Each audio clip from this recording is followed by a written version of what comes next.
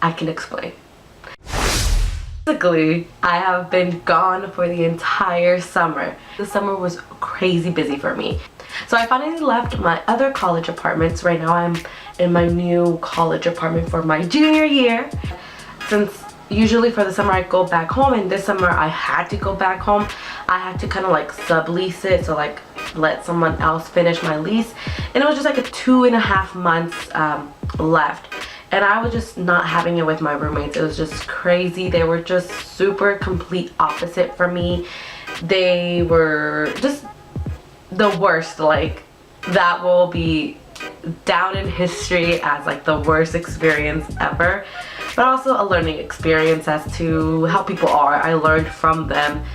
Just kind of like how I judge people now. I left, I got home, and I started my summer school. I took 2 classes, one being math and the other being theater, because I had to take like another math class and just like an art credit. So that's what I did in the summer. A mini semester, which means it was like a 3-week course.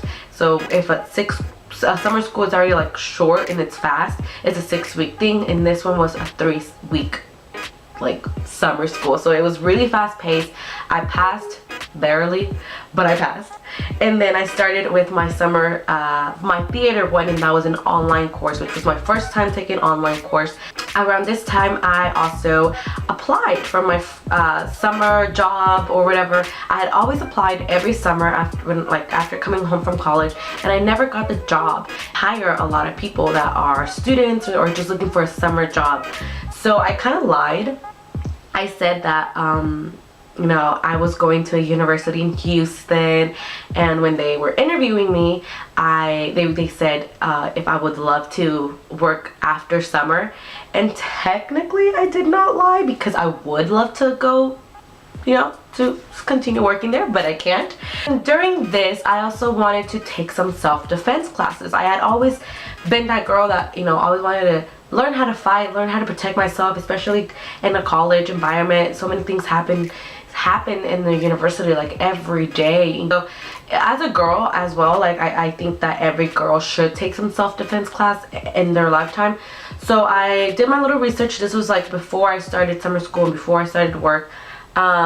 I did my research and I found this place, and it's like a self-defense. It's called Krav Maga. This is Krav Maga, and it's, if I remember, it's like from Islam, and it's a self-defense, fitness and fighting kind of gym. And I was just kind of wanting to do that like in the summer, and I did it with my sister and my cousins, and we went there. Basically we went there for a good like 3 or 4 times a week, and we maintained until like closer to towards the end of summer, because as well I had a job. We had just to do so many things. I also took like a extreme fitness, now called combative fitness, and it's basically punching the bags. I got my gloves, I got everything. It was so much fun. This was like my first, like, I was motivated, and I was just like so into it that I wasn't like, oh, I don't want to go to class. Like, I wanted to go to class. When it came to like fitness and stuff, I was always more into like yoga and Pilates. And I mean, not that that doesn't do anything, because I mean, I sweat my balls there. It was different. It was a different, everything, even if you missed 3 days and you went back to class, your body was so sore, but it felt so good. Aside, I was also helping my sister with her quinceañera, and basically what a quinceañera is like a sweet 16, but like a Mexican version, I guess.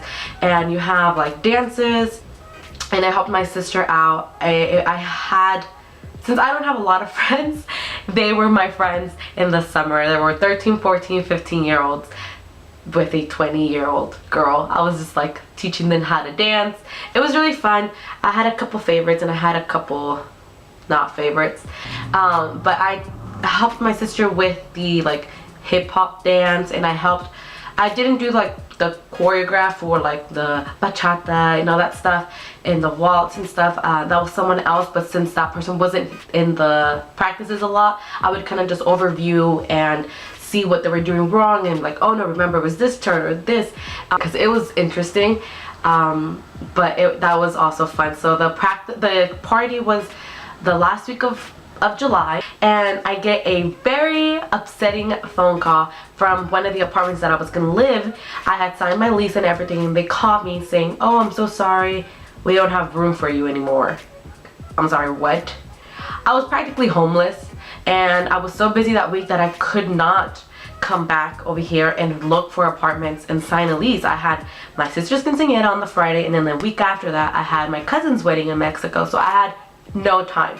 I don't know how I did this, but I trusted the internet. I went on Twitter, I went on Facebook, and I found people who were also like subletting and people to like kind of take over their lease, and I found a girl, but it didn't work out. And then it was the party, and then the weekends the office is closed, so I couldn't call, and it was just bad. And I was like, again, I'm homeless. After the quince, I was basically going blind in my right eye. Very scary. When I went, it first started off kind of like a migraine, and also just kind of like I had something in my eye, and I thought I had just kind of scratched my eye a little bit too much. But then my vision was a little bit blurry, and I was like, this is not normal. I went to the optometrist, and they checked my eye, and they were like, if you would have waited longer, you would have had permanent damage. Permanent damage. I literally wanted to cry. For regular people, for everyone, eye pressure is supposed to be in the teens, so below 20. Mine, at that time, was 53. I don't know. There's little research and not a lot of information about why this happens to people, but the doctor says that this happens to people 2 to 3 times in their lifetime. So I had like 3 eye drops. They're still in my bag because you never know.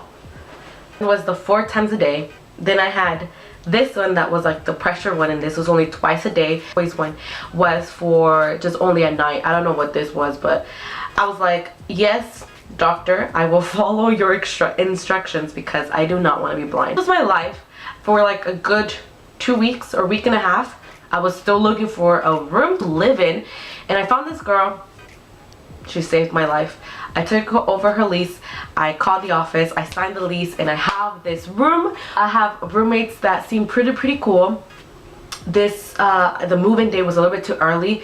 My school doesn't start in 2 weeks, so I have that. That was my summer. It was strange, stressful, and fun at the same time. I really wanted a vlog, but I had work, and then I had my sister's practice, then I had so many other things in school. This is my room. I love it. This will be the new background. Where this channel is gonna go now, I probably will be like just vlogging, because what I noticed that this is kind of my way also to kind of communicate with Jocelyn. It's kind of like the Vlog Brothers but vlog friends. But I think it's gonna be fun and different. Next time, don't forget to love fashion, love yourself, and love life. Bye. I have allergies as well. I don't know what's going on.